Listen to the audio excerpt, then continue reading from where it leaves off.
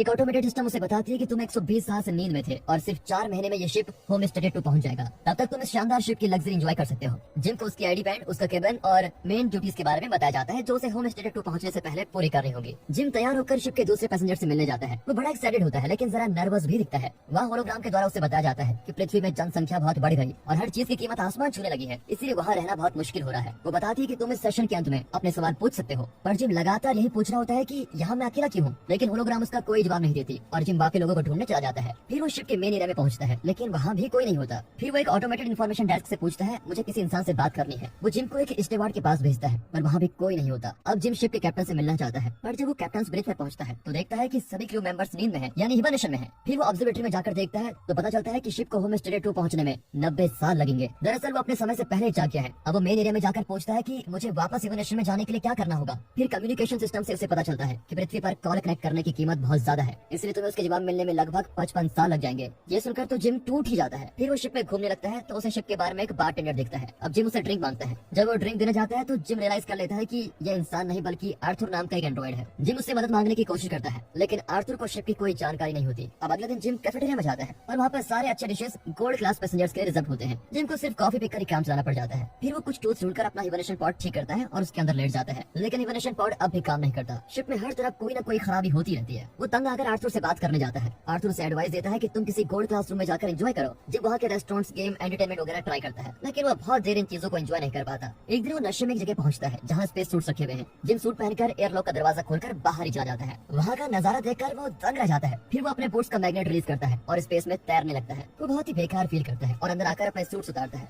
फिर वो बिना सूट के बाहर जाकर मर ही जाना चाहता है, पर आखिरी मोमेंट में वो अपना इरादा बदलकर अंदर आ जाता है और गलती से एक बोतल पर गिर जाता है। जब वो उठता है तो एक पॉड में अरोरा नाम की औरत को देखता है। उसके बाद वो डायरेक्टरी में उसकी फाइल्स ढूंढता है और उसका पैसेंजर इंटरव्यू सुनता है। फिर वो बाद में जाकर आर्थर को अरोरा के बारे में बताता है। जिम को खुद पर तरस भी आता है क्योंकि वो एक बेहतरीन लाइफ की तलाश में दूसरे प्लेनेट पर जा रहा था, लेकिन वो समय से पहले ही जाग गया। इतना ही नहीं, वो अरोरा की और अट्रैक्टेड भी होता है लेकिन उससे बात भी नहीं कर सकता क्योंकि वो हिबरनेशन में है। इस तरह दिन गुजरते हैं और जिम अब अकेलेपन से तंग आ चुका है, इसीलिए वो अरोरा के पॉड को एक्टिवेट कर देता है। जब अरोरा हिबरनेशन से बाहर आ रही होती है तो जिम छुप कर अपने केबिन में चला जाता है। कुछ देर बाद जिम मेन एरिया में जाकर देखता है तो अरोरा वहीं पर होती है। वो बहुत कंफ्यूज होती है। दरअसल जब 1 साल पहले जिम अपने हिबरनेशन पॉड से उठा था तो वो भी इतना ही कंफ्यूज था। अब जिम उसे बताता है कि सिर्फ हम दोनों समय से पहले उठ गए। वो अरोरा को फिर ऑब्जर्वेटरी में ले जाकर बताता है कि शिप के क्रू मेंबर्स और मेन कमांड अब तक नींद में है। अरोरा घबरा जाती है और फिर से अपने पॉड में जाना चाहती है। तभी जिम कहता है कि इस शिप में ऐसा कोई भी इक्विपमेंट्स नहीं है जिससे हम वापस हिबरनेशन में जा सके। अरोरा परेशान हो जाती है कि अब वो होम स्टेट 2 पर नहीं पहुंच पाएंगे। उसे जिम के लिए बुरा लगता है क्योंकि वो 1 साल से इस शिप में अकेला जी रहा था। जिम अरोरा को आराम करने के लिए कहता है क्योंकि वो अभी अभी हिबरनेशन पॉड से बाहर निकली है। अब जिम अपनी हरकतों पर गिल्टी फील करता है। वो बार में जाकर आर्थर से कहता है तुम अरोरा को मत बताना कि मैंने उसके पॉड को जानबूझकर एक्टिवेट किया था। अगले दिन अरोरा मेन एरिया में जाकर हिबरनेशन पॉड के बारे में कुछ इन्फॉर्मेशन मांगती है। तभी जिम वहाँ पर आता है और दोनों ब्रेकफास्ट करने लग जाते हैं। तभी इन्फॉर्मेशन डेस्क में कोई गड़बड़ी होने लग जाती है। कैफेटेरिया में अरोरा रियलाइज करती है कि जिम 1 साल से एक ही मेन्यू आइटम खा रहा है।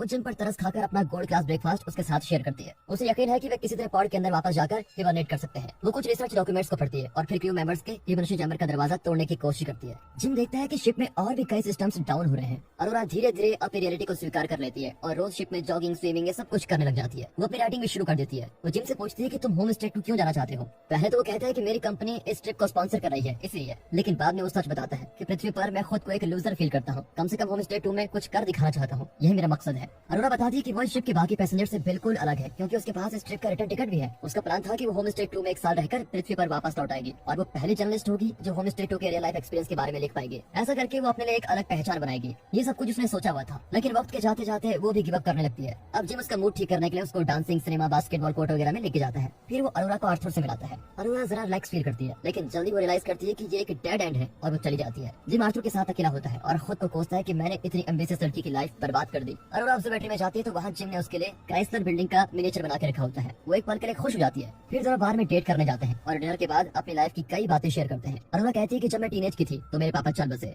फिर दोनों स्पेस सूट्स पहनकर शिप के बाहर स्पेस वॉक करते हैं। जिम को अच्छा लगता है कि वो किसी के साथ मिलकर ये खूबसूरत नजारा देख रहा है। जिम दोनों के बूट्स के मैग्नेट्स को ऑफ कर देता है और दोनों साथ ही तैरने लग जाते हैं। फिर दोनों अंदर आकर किस करते हैं और जिम के कैबिन में जाकर इंटीमेट होते हैं। अगले दिन अरोरा जिम के कैबिन में शिप हो जाती है और दोनों पार्टनर्स की तरह रहने लग जाते हैं। वे हर काम साथ मिलकर करते हैं। अरोरा शिप के अंदर अपनी लाइफ के बारे में लिखती रहती है। है। जिम शिप को एक्सप्लोर करता है और हाइड्रोपोनिक्स में पहुंच जाता है, जहाँ वाटर सोल्यूशन में पौधे उगाए जाते हैं। वहाँ से वो अरोरा के लिए एक फूल लेके आता है। एक दिन दोनों ऑब्जर्वेटरी में जाते हैं तो देखते हैं कि उनका स्पेसशिप एक रेड जायंट स्टार के करीब गुजर रहा है। उस दिन अरोरा का बर्थडे होता है और वो एक रेस्टोरेंट में सेलिब्रेट करते हैं। फिर वे बार में जाकर ड्रिंक करते हैं। जिम वॉशरूम में जाकर अरोरा के लिए एक रिंग तैयार करता है। यहाँ अरोरा आर्थर से बातें करने लगती है। अब आर्थर, जो कि एक एंड्रॉइड है, वो अरोरा को बता देता है कि जिम अकेला फील कर रहा था, इसलिए उसने तुम्हें जानबूझकर हिबरनेशन से जगा दिया। इतने में जिम आ ही जाता है और अरोरा बहुत गुस्से में होती है। वो जिम को डांटती है और घबराकर वहाँ से चली जाती है। जिम अपने केबिन में लौटता है तो अरोरा की कोई चीज वहाँ पर नहीं होती। अगले दिन वो कैफेटेरिया में अरोरा को देखता है और उसको देखते ही अरोरा तुरंत भाग जाती है। एक रात वो जिम के केबिन में जाकर उसे मारने लगती है और उसका खून करना चाहती है। इसके बाद वो जिम को एकदम इग्नोर करने लगती है। जिम कम्युनिकेशन सिस्टम के जरिए उसे अपनी सिचुएशन एक्सप्लेन करने की कोशिश करता है और कहता है कि मैं तुमसे प्यार करता हूँ, पर अरोरा कुछ सुनने को तैयार ही नहीं होती,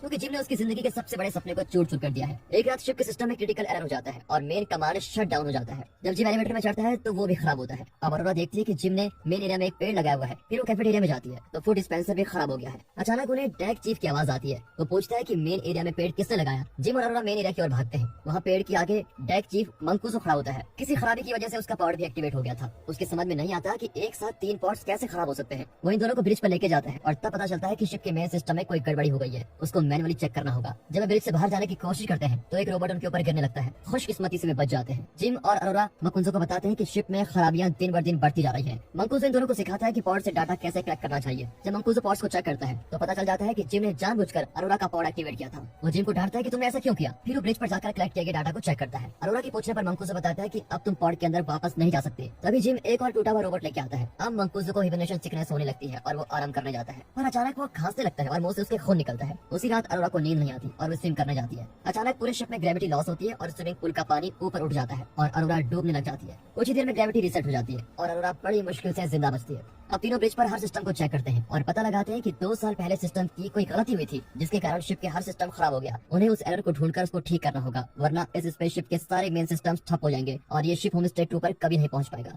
वे सिस्टम चेक करने में लगे होते हैं कि अचानक मंकूसो बेहोश हो जाता है। फिर दोनों मिलकर उसको मेडिकल एरिया में लेके जाते हैं। मंकूसो धीरे धीरे मर रहा होता है, लेकिन उसका कोई इलाज नहीं है। कुछ देर बाद मंकूसो जिम को अपना आईडी ब्रेसलेट देकर कहता है कि किसी तरह इस शिप को बचा लो। इतना कहकर वो मर जाता है। तभी अचानक सारे लाइट्स लाल हो जाते हैं और शिप हिलने लगती है। जिम और अरोरा इंजीनियरिंग एरिया की ओर भागते हैं, लेकिन तभी फिर से ग्रेविटी फेल होता है। लगातार ग्रेविटी फेल होने से आर्थर भी ठीक से काम नहीं करता और जिम उसको डीएक्टिवेट कर देता है। फिर दोनों इंजीनियरिंग एरिया में जाकर देखते हैं कि प्रॉब्लम पावर प्लांट में है। जैसे वे प्लांट का हैच खोलते हैं तो प्रेशर की वजह से अरोरा अंदर खींची चली जाती है। दरअसल एक एस्टेरॉइड की वजह से शिप का ये एरिया डैमेज हो गया था। जिम हैच को कसकर पकड़ लेता है, पर ज्यादा देर तक टिक नहीं पाता। फिर बड़ी मुश्किल से दोनों मिलकर उस डैमेज को सील कर देते हैं। तब जिम पता लगाते हैं कि किसी दूसरी जगह पर भी डैमेज हुआ है। दोनों मेटेओर की ट्रैजेक्टरी को चेक करते हैं तो पता चलता है कि रिएक्टर कंट्रोल कंप्यूटर भी डैमेज हो चुका है। दोनों मिलकर उसके रिप्लेसमेंट पार्ट्स ढूंढते हैं और आखिर उसको फिक्स कर देते हैं, लेकिन वो फिर फेल हो जाता है। अब रिएक्टर को ठंडा करने के लिए उन्हें शिप के बाहर का वेंट डोर खोलना पड़ेगा। दोनों एयरलॉक पर जाकर रुकते हैं। जिम अरोरा को मंकूसो का आईडी ब्रेसलेट देता है और कहता है कि शायद मैं लौट कर नहीं आऊँ। अरोरा उसको स्पेस सूट पहनाकर कहती है कि तुम जरूर लौट आओगे, मैं तुम्हारे बिना इस शिप में नहीं रह सकती। जिम के जाने के बाद अरोरा वापस रिएक्टर पर पहुंचती है, जहाँ तापमान क्रिटिकल लेवल पर पहुंच गया है। रिएक्टर का एक बोल्ट प्रेशर की वजह से अरोरा के हाथ पर आकर गिरता है। जिम बाहर से वेंट का दरवाजा ढूंढ लेता है। जब वो दरवाजा खोलने की कोशिश करता है तो रिएक्टर रूम का तापमान और बढ़ जाता है। वो अरोरा को बताता है कि रिएक्टर को ठंडा करने के लिए मुझे दरवाजे को मैनुअली पकड़ कर रखना पड़ेगा। अरोरा को ये ठीक नहीं लगता, लेकिन और कोई रास्ता न पाकर जिम अपने प्लान के हिसाब से दरवाजा पकड़ कर रखता है। वो अरोरा को बताता है कि रिएक्टर को वेंट करने दो। अरोरा जिम को खोना नहीं चाहती। इस पर दोनों में बहस होती है और आखिर में जिम कहता है कि हमें बाकी पैसेंजर्स को बचाना होगा। ये सुनकर अरोरा रिएक्टर को वेंट करती है। ये प्रोसेस सफल होता है, लेकिन रिएक्टर से निकला हुआ धुआं जिम को धक्का देकर दूर फेंक देता है। इस इम्पैक्ट से उसकी रस्सी भी टूट जाती है। अब उसके सूट का प्रेशर भी घटने लगता है। जब वो अरोरा को ये इन्फॉर्मेशन देता है तो वो तुरंत दूसरा सूट पहनकर उसको बचाने के बाहर जाती है। जिम फिर से उससे माफी मांगता है। इसी बीच अरोरा तैरने लगती है और जिम की रस्सी पकड़ने की कोशिश करती है, पर अरोरा की रस्सी छोटी पड़ जाती है। फिर भी वो अपनी पूरी कोशिश जारी रखती है और बड़ी मुश्किल से जिम की रस्सी पकड़कर उसको अंदर लेके आती है। वो फिर उसको मेडिकल एरिया में लेके जाती है तो पता चलता है कि वो मर चुका है। पर अरोरा मंकूसो का एंटी ब्रेसलेट यूज करके उसे रिवाइव करने की कोशिश करती है। अब ऑटोमेटिक मेडिकल पॉड अपना काम शुरू करता है और जिम को रिवाइव कर देता है। तब अरोरा कहती है कि मैंने तुम्हें माफ कर दिया। फिर अरोरा आर्थर को भी ठीक कर देती है और वे मंकूसो के शरीर को पूरी इज्जत के साथ स्पेस में डिस्पोज कर देते हैं। जिम अरोरा को मेडिकल एरिया में जाकर बताता है कि मैंने मेडिकल पॉड को